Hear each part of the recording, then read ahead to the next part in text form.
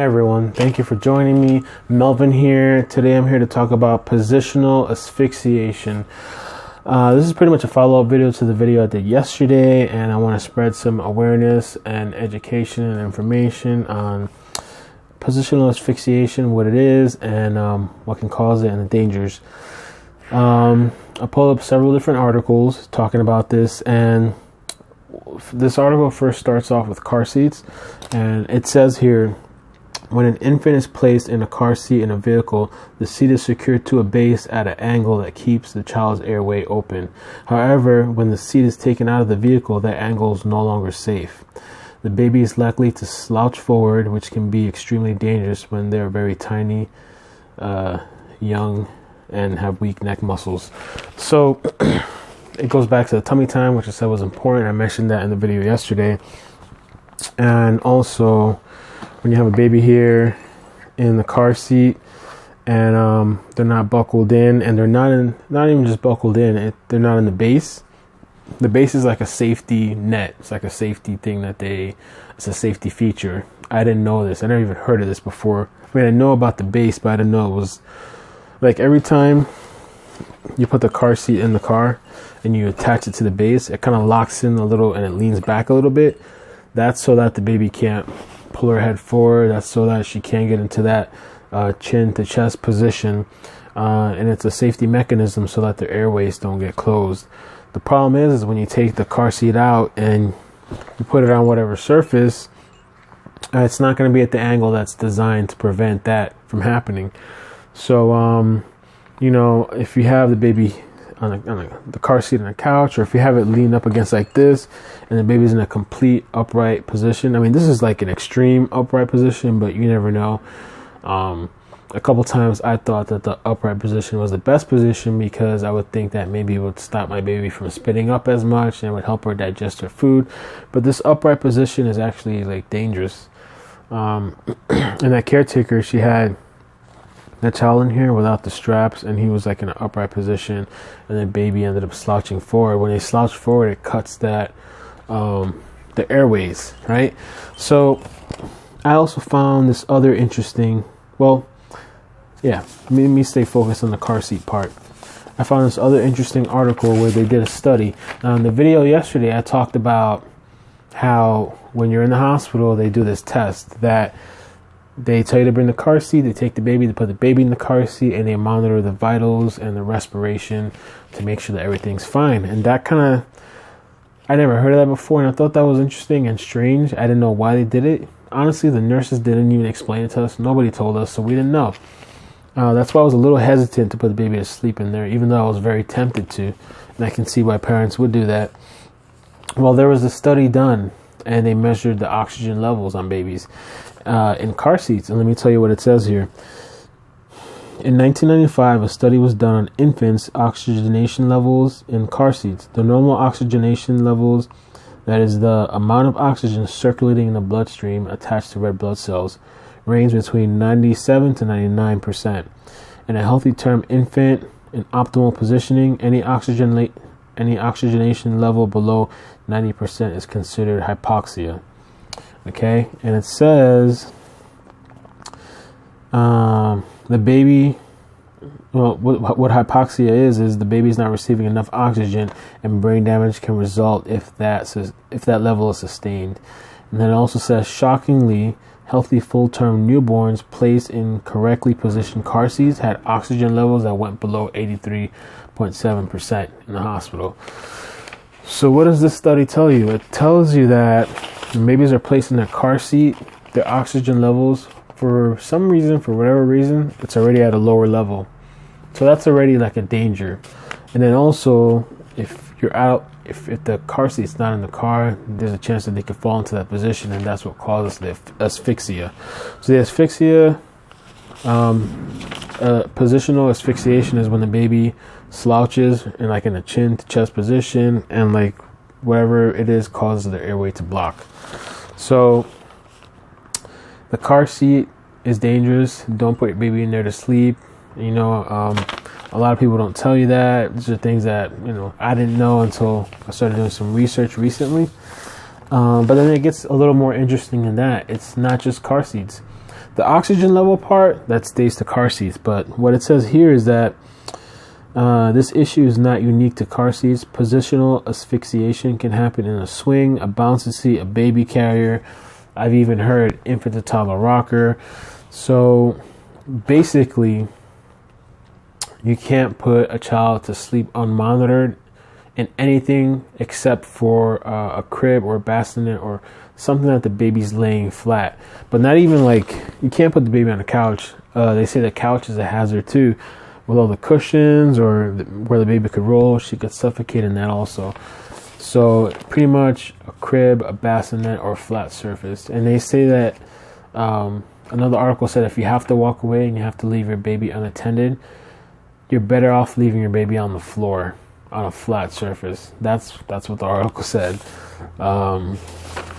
Let's see what else. What else do I have for you? Oh, okay. So another part. I wanted to look up a time frame also of when you're out of the danger zone for SIDS. So they say here babies between 1 to 4 months old are most at risk for SIDS. Okay, and 90% of cases occur in babies under the age of 6 months. So once you pass that 6-month marker, you're good to go for the most part. You're pretty safe. You can take a sigh or breath of relief or whatever, if I even said that right. And then they have some tips here. I'm going to share that with you. Do not leave children unsupervised, awake, or asleep. Never leave children in a car seat with unbuckled or partially buckled straps. That's what the caretaker did. In a car seat, in the house, unattended for 2 hours, not strapped in. I mean, like, she did everything wrong. And that caretaker was warned about this. So, it's a really sad story. And she was, negligent about it, too. Car seats should never be placed on a soft or unstable surface, just like how I have this car seat here. Don't do that. Don't do what I'm doing in this video. Infants in bouncers, strollers, and swings may be able to move into positions that could compromise their airway. Straps do not prevent this. So what does this mean? Let me show you an example. I got my favorite toy here, baby's favorite toy, our infant to toddler rocker. This has straps at the bottom, right? So this goes around the waist. They're telling you that just because this is around the waist doesn't mean that it's going to prevent her head and her upper body from moving to that chin to chest position. It's you still need to monitor your baby if she falls asleep in this thing. Even if they're not sleeping, it actually says if they're awake, you need to monitor them too, but especially if they're sleeping, you need to keep an eye on them. You want to be in the same room as the baby. Okay? So that's that. And I also just want to say I'm very tired, so I thank you for hanging in with me. This is my week on. I usually do almost 80 hours in 1 week. So I do what I do in 1 week. I do 2 weeks worth in 1 week. So the other week I'm off. So this is my on week. So I'm trying to do these videos also when I'm on. It's a little tiring and exhausting. So let me continue on with the tips. Sleep safe environments. Child care providers and parents should know the ABCs of safe. The ABCs of safe are: babies should sleep alone, babies should sleep on their backs, and babies should sleep in a crib.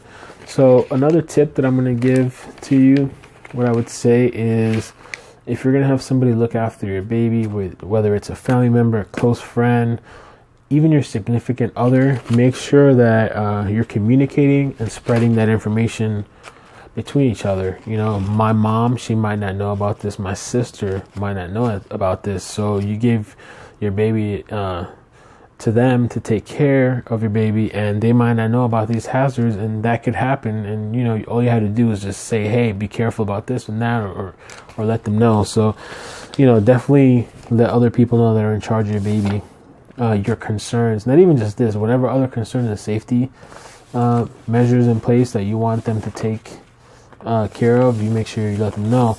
And also, there's a little small article, I'm not going to go too deep into it, but sling carriers are dangerous too. It says here that over the past 20 years, there have been at least 14 deaths associated with sling type front baby carriers. That's one of my favorite baby carriers, is the front type. And what it says is that You can either have the baby too tight, they can suffocate like that. If it's too tight and they're pressed, make sure their face is to the side. Definitely not pressed against your chest, but also that there's enough room for them to breathe. But then another hazard is that they said a lot of babies fell out of the carriers. If you ever held a baby in a carrier, you can see that there's holes in there, and the baby, if it's not snug enough, they can slide out. Maybe you're bending over or you're doing something. So you want to keep them snug, but you don't want to keep them too snug. You know what I mean? So I think I covered everything in here that I wanted to cover. And pretty much the take-home message is everything you thought was right is wrong. Matrix. No, I'm just kidding. But the take-home message is car seats are, I would say, are the most dangerous to put your baby to sleep in. Don't do it, because when you put a baby in a car seat, for some reason, their oxygen levels drop. That's just what it is. And, you know, I would advise, I still say get an infant to toddler rocker. It's kind of useful to have around the house.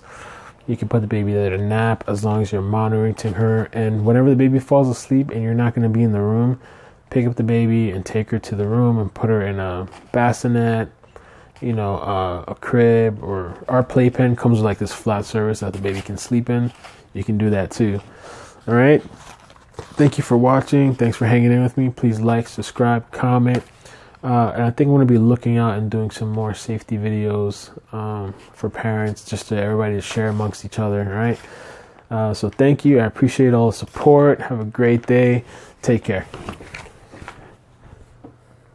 Everyone, thanks for joining me. I want to do one final update to this video, and it's that there was a story that I saw online somewhere too about a parent, a mom, that she put a onesie on her baby, and you know how like you zip it up or you button it up. I think it was like a zip thing, and she zipped it up, and I guess it was kind of tight around the baby's neck, and it was kind of like pretty close up there. And supposedly the mom said, I guess the mom was paying attention and she noticed that the baby was suffocating. So I could see it. I guess that's possible. You know, I could see that happening. I've always been paranoid about that. Like even on my baby when she first came home, you could even ask mom, like I wouldn't put it all the way up. I would always leave it unbuckled, and like maybe I'd leave it a little bit down just so she has that neck space, you know, because you never know. Maybe if the baby leans forward and that thing is zipped up, maybe it could possibly, you know, constrain her breathing. So I just wanted to end off with that. Thank you again, everybody, for watching, and I hope this was informational or educational. All right, take care.